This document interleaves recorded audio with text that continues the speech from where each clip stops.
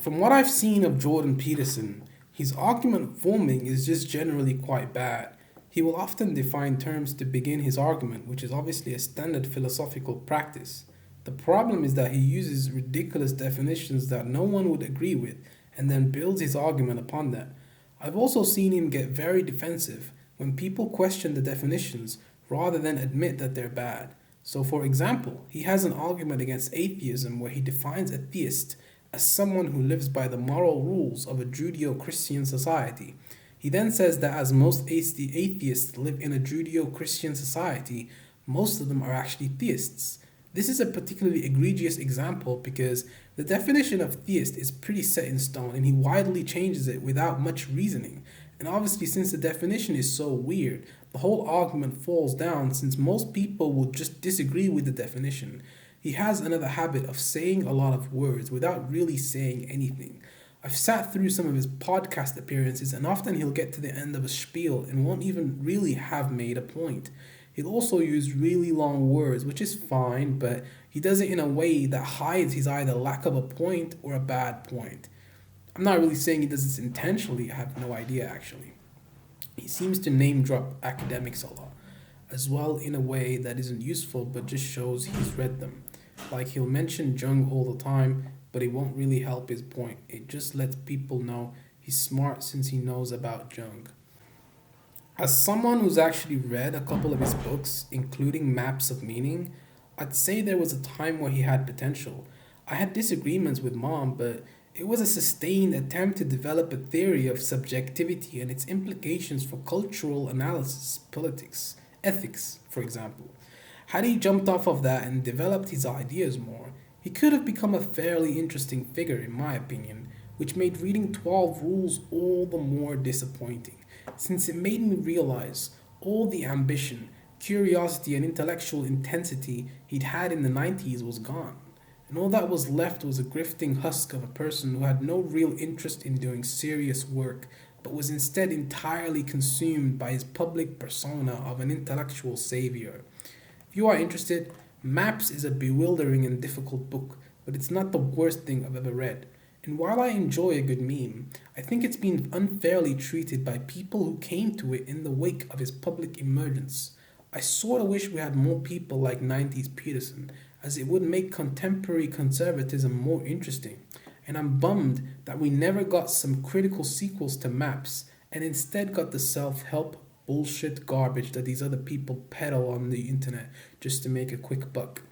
I should also say most Peterson fans have not read Maps and are going off the popular books and his online videos and persona.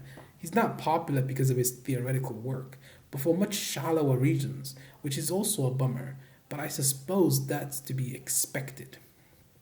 As an author who has engaged with his work in some detail, I feel justified in saying what I did and that I've done my homework.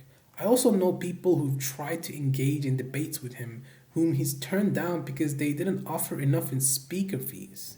And his presentation with Zizek was an absolutely pathetic display that he should be deeply embarrassed by given how little effort he clearly had put into it.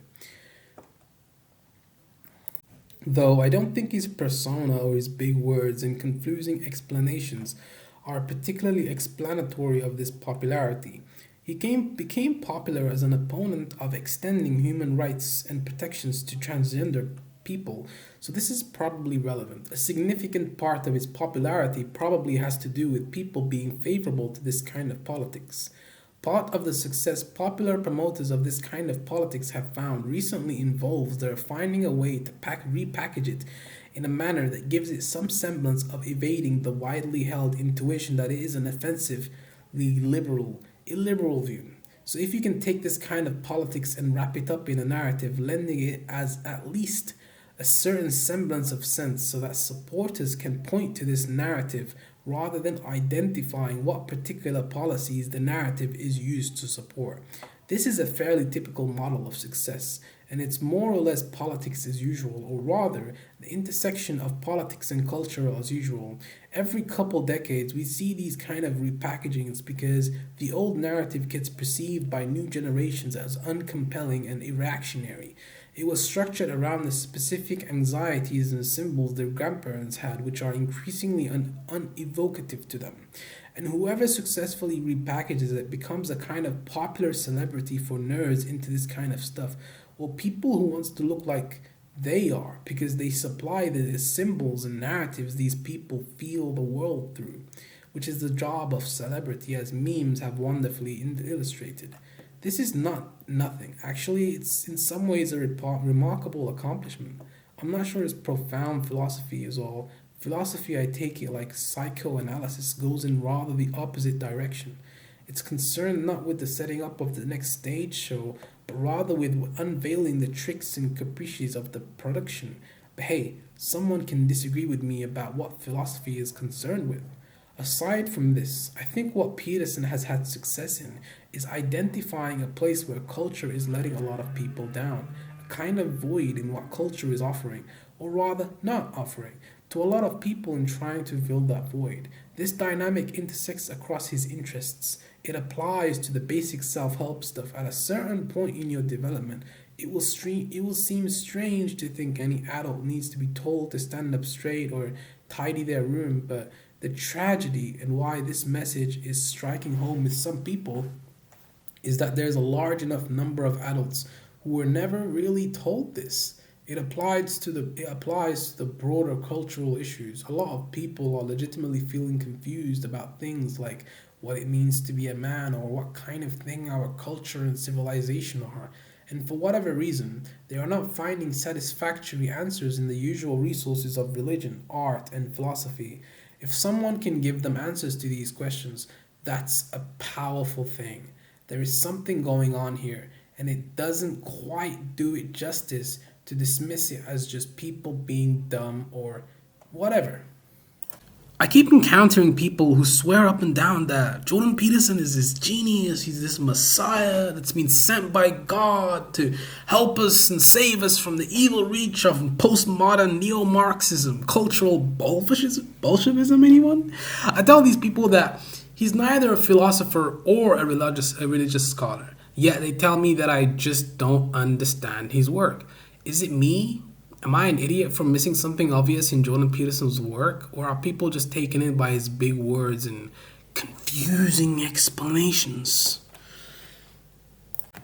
But anyways, guys, thanks for watching. I appreciate all of you guys. If you guys want to see more videos like this, you should probably hit the like button. If you guys don't want to see more videos like this, you should hit the dislike button. And tell me what videos you guys would like to see more of in the comment section. Tell me what you think about the video. Tell me what you guys think about Jordan Peterson. Do you guys think he's a pseudo-intellectual hack? Do you guys think that he's a legit person? Do you guys think that he's actually legit, or he's just full of shit like the rest of these people on social media?